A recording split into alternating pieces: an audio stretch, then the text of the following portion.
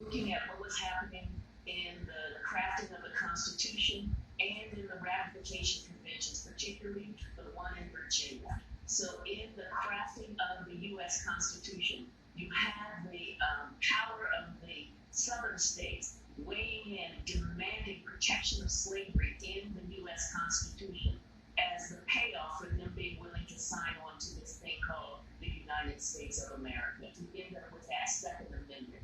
That really is an outlier when you look at the rest of those rights, with the right to not have right not to be illegally searched and seized, the right to a speedy and fair trial, the right to free speech, the right to freedom of the press. And then you've got this one about the right to a well-regulated militia for the security of the state. Given that outlier, the history that you just outlined there, I'm curious to get your response to Harvard Law professor Randall Kennedy, who reviewed your book in the New York Times, and he wrote that your claims, quote, significantly overstate the role of race in the amendment's development. And he points to other scholars who had suggested that the potentially abusive federal militia was the major factor in the push for the Second Amendment. What's your response to that criticism that you've overstated the role of race here?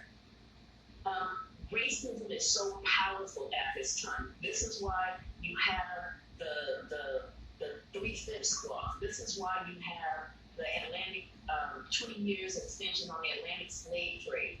This is why you have the fugitive slave clause. And the role of the militia in the South was to quell slave revolts. We also have that narrative about the militia as being there to block tyranny or to prevent a foreign invasion. But what they knew at the time was that the militia could not really do that work. And I get Kennedy talking about the fear of a standing army. That was a viable fear. That was there. I discuss it in the book.